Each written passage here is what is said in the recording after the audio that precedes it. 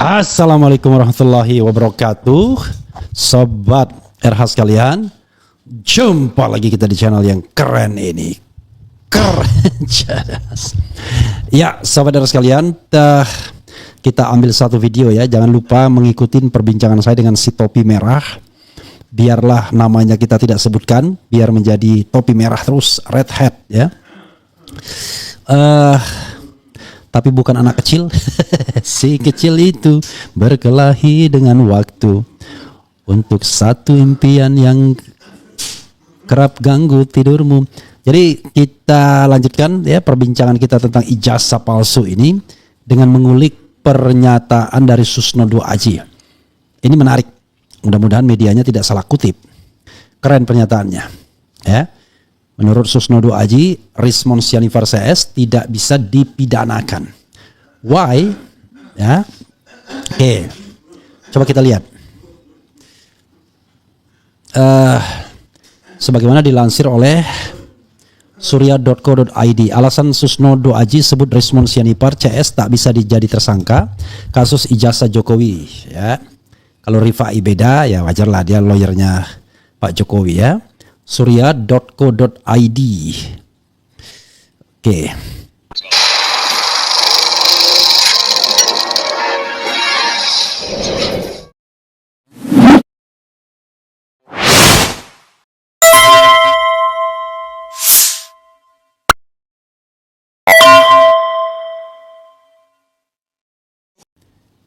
Kita sudah jalan ya streamnya ya. Sudah jalan kita? Udah ya? Soalnya kak saya masih streamnya masih nggak jalan. Oke.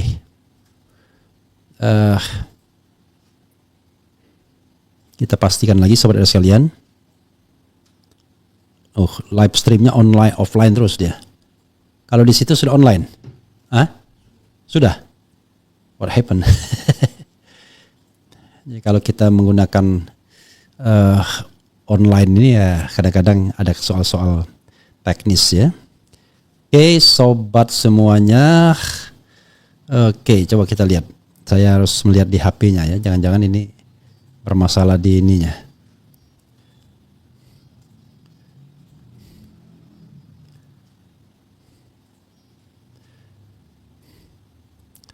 Oke, saudara sekalian, saya tidak bisa melihat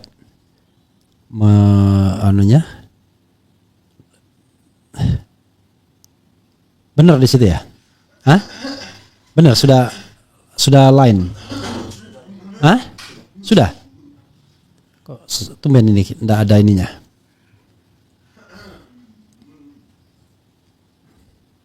Adanya gambar Paiman. Ini baru muncul ya. Sorry, di saya nggak muncul ini di anunya. Oke, coba kita bacakan ya. Oke. Menjelang gelar perkara khusus kasus ijazah Jokowi yang akan digelar Bareskrim Polri pada Rabu 9 Juli 2025, mantan Kabareskrim Komjen Purnawirawan justru menyebut Rismond Sianipar CS tidak bisa dijadikan tersangka. Ini dua pernyataan yang berbeda ini ya. Menurut Susno, kemungkinan adanya tersangka di kasus ini sangat sulit, apalagi mentersangkakan kasus pencemaran nama baik yang kini ditangani Polda Metro Jaya. Hal ini beralasan karena objek perkara ini, yaitu ijazah Jokowi, harus dibuktikan terlebih dahulu keasliannya. Kalau objeknya saja tidak asli, berarti pencemaran nama baiknya gugur. Kalau remang-remang hanya identik, tidak bisa mentersangkakan Rismond CS, kata Susno dikutip dari tayangan TV One. Menurut Susno, saat ini sangat ditunggu terbukti tidaknya ijazah itu palsu atau asli. Terkait rencana Bareskrim melakukan gelar perkara khusus kasus ini, menurut Susno hal itu sebenarnya biasa saja. Wah, ini kelihatannya WA-nya sering berbunyi ya, gimana membuang suaranya. Oke, kita matiin aja dulu ya. Jadi sobat sekalian, kita teruskan ya. Terkait rencana Bareskrim melakukan gelar perkara khusus kasus ini, menurut Susno hal itu sebenarnya biasa saja.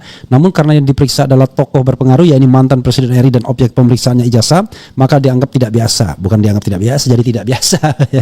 Susno juga menyoroti pernyataan Bareskrim sebelumnya yang menyebut ijazah Jokowi identik Menurutnya identik itu masih menjadi pertanyaan besar. Identik dengan mana? Kalau dengan yang palsu ya namanya palsu juga. Kalau identik dengan yang asli, asli yang mana? Harus ada lembaga resmi yang memberikan pembanding yang asli katanya. Tumben agak strong ya. Susno menyarankan kasus ini ditarik semuanya di Bareskrim agar tidak ada persepsi macam-macam dari masyarakat. Dia juga meminta adanya perlakuan yang sama antara pelapor baik Jokowi maupun TPUA. Dikarenakan perkara ini dua-duanya masih dalam taraf penyelidikan, maka harus hati-hati Polri menyelidiki. Ya, kemudian menanggapi pernyataan Susno, pengacara Jokowi Rifai Kusumanegara mengakui bahwa gelar perkara itu sesuatu yang biasa. Oke. Kemudian, namun dia meminta agar gelar perkara ini benar-benar inisiatif dari penyidik bukan karena desakan dari TPUA. Penyidik harus netral, tegasnya. Terkait pernyataan Susno bahwa Rismon CS tidak bisa dijadikan tersangka, Rifai justru mengungkap pernyataan berbeda. Dikatakan dalam laporannya Jokowi tidak hanya mencantumkan pasal pencemaran nama baik, namun juga fitnah, rekayasa teknologi dan penggunaan data tanpa izin. Wallahu akbar, ya itulah. Ya. Namun untuk perkara pencemaran nama baik sekalipun ijazah tidak asli pun masih bisa dijeratkan. Bedanya pencemaran nama baik ini yang disampaikan itu nyata tapi disebarluaskan dalam satu forum yang tidak benar yang memang tujuan mendiskreditkan katanya. Menurut Rifai di perkara ini tidak bergantung pada asli tidaknya ijazah, namun ada 3 pasal lain yang bisa dijeratkan. Soal hasil lapor Bareskrim diakui Rifai karena dilakukan di tahap penyelidikan memang belum pro justisia. Meski demikian menurutnya uji lapor itu masih bisa dilakukan oleh penyidik Polda Metro Jaya. Ini harus semua perkara harus jelas, harus ada akhirnya, jangan dibuat khusus atau tidak ada ujungnya tukasnya. Sebelumnya Polri menunda gelar perkara khusus soal kasus ijazah Presiden RI ke-7 Joko Widodo Jokowi yang sedianya dilakukan hari ini Kamis. Adapun agenda gelar perkara khusus tersebut bakal dilakukan pekan depan tepatnya Rabu 9 Juli 2025. Karopenmas Divisi Humas Polri Brigjen Polisi Truno Yudo Wisnu Andiko menyebut penundaan gelar perkara khusus ini atas permohonan tim pembela ulama dan aktivis TPUA melalui aduan masyarakat Dumas. Oke. Apalagi ya? Ini Suntuluyo juga jadinya. Atas hal tersebut Bareskrim kemudian menindaklanjutinya dengan mengundang pihak Pendumas dan Terdumas pada 30 Juni 2025. Meski begitu pihak Pendumas yakni TPUA sendiri kembali menyurati Polri untuk bisa menghadirkan sejumlah nama yang mereka sodorkan. Tanggal 2 Juli kemarin itu TPU membuat surat perihal permohonan nama-nama untuk dilibatkan dalam gelar perkara khusus yang memohon menjadwalkan ulang gelar perkara khusus sampai mereka mendapatkan kepastian atas nama-nama yang dilibatkan dalam proses gelar perkara khusus dimaksud, kata Truno Yudo kepada wartawan. Atas permintaan itu, kata Truno Yudo, penyidik akhirnya menunda jadwal gelar perkara khusus dengan akan mengundang sejumlah orang diantaranya dari Komnas HAM, DPR, pakar telematika Roy Suryo hingga Rismon Hasiholan. Maka tindak lanjut itu untuk mengundang nama-nama dalam pelibatan gelar perkara khusus yang dimohonkan itu dilakukan ralat untuk dilaksanakan tanggal 9 karena kan harus meminta untuk menghadirkan nama-nama yang diminta itu, ujar Truno Yudo. Sementara itu Roy Suryo sendiri mengaku dirinya siap jika diminta untuk menjadi ahli dalam gelar perkara khusus tersebut. Nah, kami ini siap juga untuk hadir selaku ahli. Saya dan Dr. Rismon sementara tapi nanti dengan yang lain kami siap, ungkap Roy. Meski begitu Roy menyebut dirinya akan menunggu keputusan tim apakah akan dilibatkan atau tidak. Ya, saudara sekalian, sekali lagi ya, apa yang disampaikan Susno itu benar ya.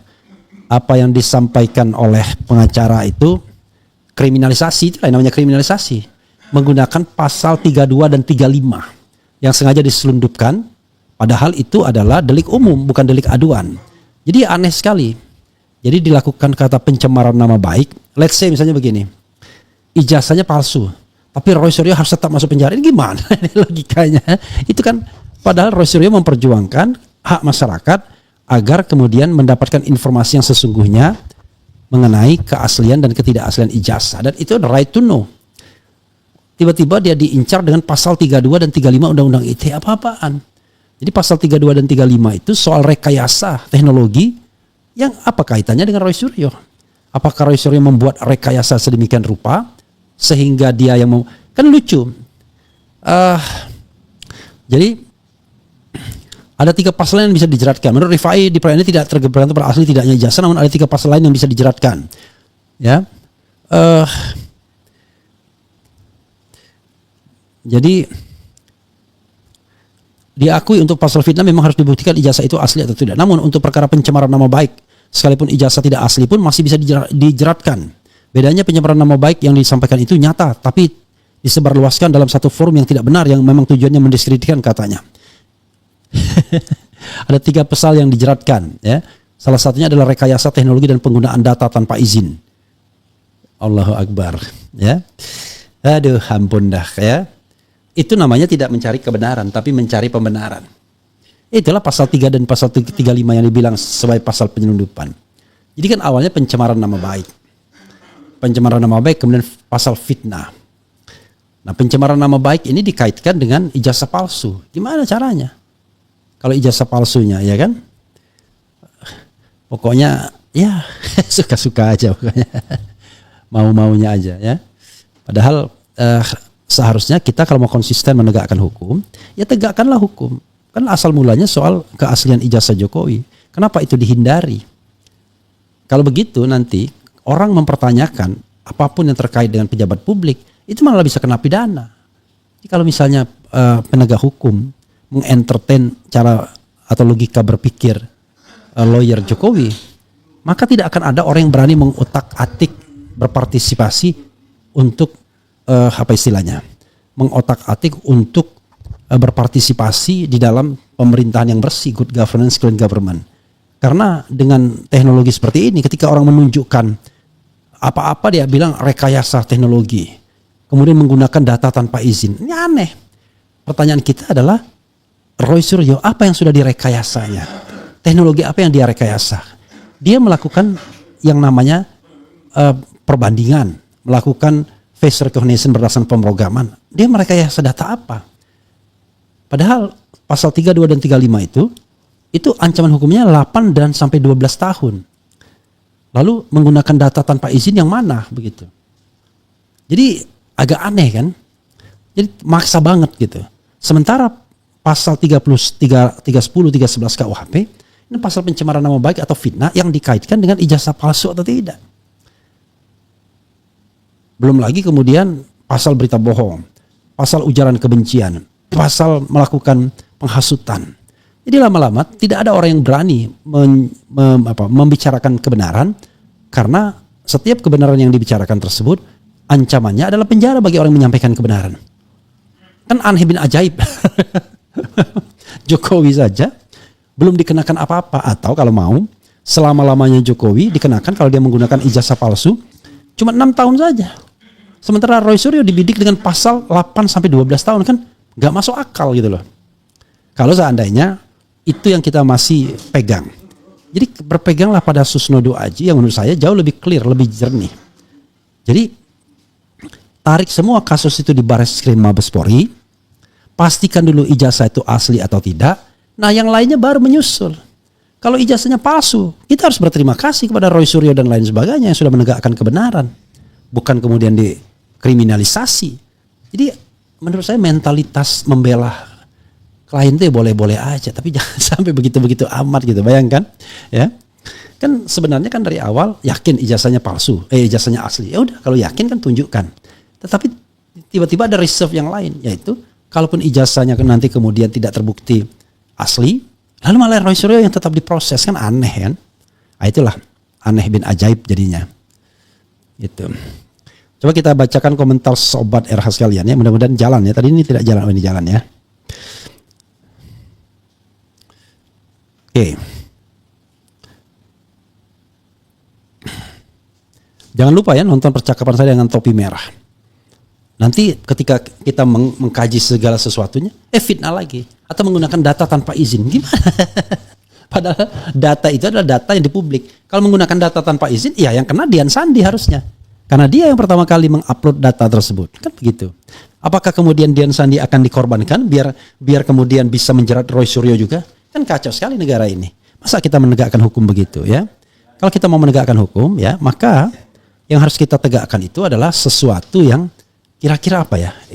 Sesuatu yang benar lah ya. Jangan hal-hal yang kemudian sekadar untuk menarget atau menghukum orang begitu.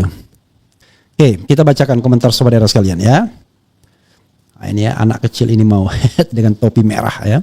Oke. Walaupun saya bilang saya mau pakein topi merah, dia nggak mau gitu ya. Oke, coba kita bacakan ya. Semangat kalau nggak palsu nggak akan Jokowi lari dan dia akan membungkam semua orang. Tapi kenyataannya Jokowi lari dan yang menunjukkan ijazah malah relawannya sungguh dagelan.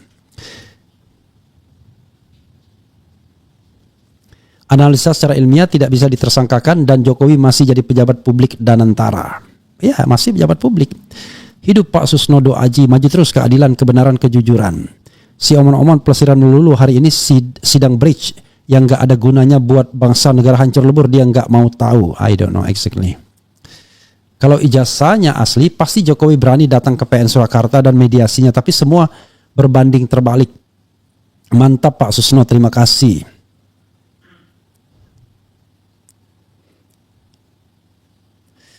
Channel Rismon live di Serang termul abis-abisan dikatain ini ya nggak bener ya, jangan. Oke. Kemudian apa lagi nih ya, penegak hukum tidak berani jujur. Assalamualaikum Bang Rep, panggil Gus Nur jadi narasumber. Ya nantilah ya. Berarti Pak Arianto bilang akan banyak tersangka, itu benar apa adanya, tapi dari pihak Jokowi karena banyak yang terlibat. Si omon-omon ada 100 kali pidato menteri yang nggak bisa kerja akan dipecat, tong kosong. Identik itu pembanding dengan yang asli. Jika dibandingkan sama-sama buatan pasar pramuka berarti sama-sama palsu. Respon harus kita bela. Assalamualaikum Bang Rep. Oke. Kangen sama payment, tapi payment kangen nggak sama kita? Atau payment itu siapa sih? Jangan-jangan ini lagi, jangan-jangan judol lagi. Assalamualaikum Bang Rep, panggil oke. Roy CS perlu didukung. Nah, loh berani nggak dibuka terang-terangan? Bang RH terima kasih sudah mendatangkan topi merah, anak muda yang berani jujur dengan keilmuannya luar biasa. Aneh tapi nyata, itulah kelakuan penegak hukum. Kok ini dikasih bintang-bintang, ini apa maksudnya ya? Oh, kemudian awalnya polisi jujur, bertah satu lagi, 1 Jenderal Hugeng, 2 Komjen Ugroseno dan 3 Komjen Susnodo Aji. Mudah-mudahan ya. Roy Suryo CS kaderisasi pro kejujuran supaya rakyat tidak main tipu UPP, Unitas Pasar Pramuka. Kita dukun Pak Roy Suryo CS menegakkan kebenaran, bukan dukung tapi dukun. Bukti penegak hukum tidak berani jujur karena mereka tidak paham undang-undang ITE untuk transaksi bisnis. Iya. Jadi yang mereka lakukan itu adalah, bayangkan orang cuman misalnya ya ngotak-ngatik apa data dan tiba-tiba masa 12 tahun, itu aneh gitu loh. Kan harus dikaitkan dengan mengambil keuntungan. Ya, apalagi misalnya transaksi uang. Ini aneh sekali kalau kemudian tiba-tiba orang ngoprak-ngaprik data lalu membandingkan tiba-tiba kena 8 tahun atau 12 tahun, nggak masuk akal. Undang-undang ITE tapi jalurnya pencemaran pribadi, bukan manipulasi data digital yang mengarah ke fitnah. Padahal tidak ada dimanipulasi dan tidak ada yang disebarkan, karena yang menyebarkan awal adalah si kader PSI. Tetapi itu pun sebenarnya ya nggak ada masalah juga. Kan yang dia kasih reveal itu adalah pejabat publik gitu. Kemudian Kagama kemana tidak ada yang bersuara? Ya saya Kagama ya.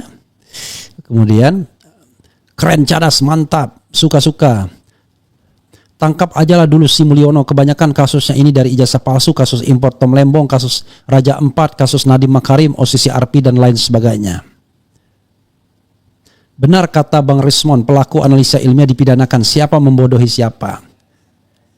Susno sudah bisa baca arah angin, dia nggak mau citranya hancur kalau bela Mulyono membabi buta. Mungkin juga karena belakangan dia makin lihat kok arahnya ini makin mengarah kepada ijazah palsu, jangan-jangan. Kemudian Pak Susnodo Aji mantan jenderal polisi yang fair, komentarnya bagus, ini orang nggak memihak salah satu, beda dengan penasihat Kapolri dan Jenderal Ito yang cenderung menyerang Roy Suryo CS alias memihak Mulyo. Kemudian bagaimana mungkin bagaimana negara ini kita punya lulusan sarjana hukum seperti lawyernya Jokowi. Ini baru beda. Hati-hati pembanding yang dikeluarkan Polri, bisa saja sama-sama dibuatkan yang sama biar identik, hati-hati. Ya, tapi kan begini saudara sekalian, untuk ijazah itu ada beberapa hal yang bisa dilakukan.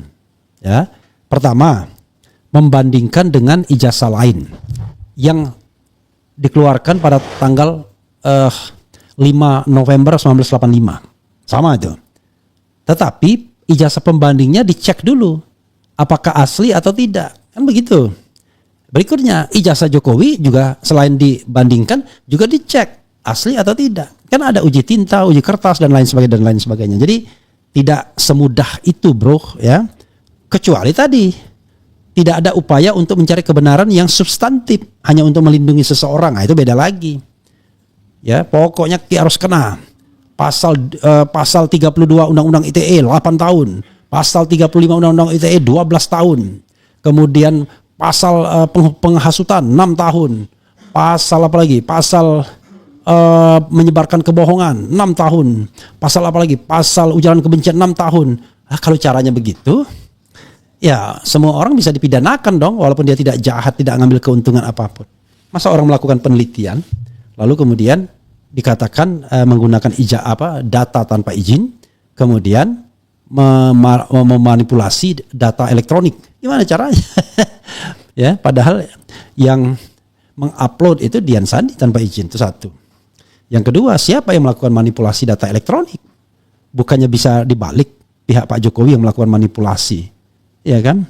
Aneh sekali. Padahal Roy Suryo CS itu meneliti dari apa yang ditampilkan. Nah, sekarang objek penelitian mereka adalah ijazah yang ditampilkan oleh Dirtipidum, sama seperti topi merah. Karena itulah yang diakui sebagai asli, kan? Sayangnya fotokopi cuma. Kan itu sendiri kan kesengajaan, begitu. Begitu saudara sekalian, ya. Jadi sekali lagi, ya, yang kita cari itu kebenaran, bukan pembenaran. Jangan melindungi orang yang salah, tapi juga jangan menyalahkan orang yang benar. Sekali lagi, yang ingin diketahui at the first place itu adalah ijazah itu asli atau tidak. Kan itu. Masa dicari celah untuk memenjarakan Roy Suryo CS? Padahal yang ketahuan berbohongan Pak Jokowi dengan kasus Mujo misalnya. Kan udah jelas tuh. Begitu saudara sekalian. Mudah-mudahan ini bisa memberikan pembelajaran bagi kita semua, ya.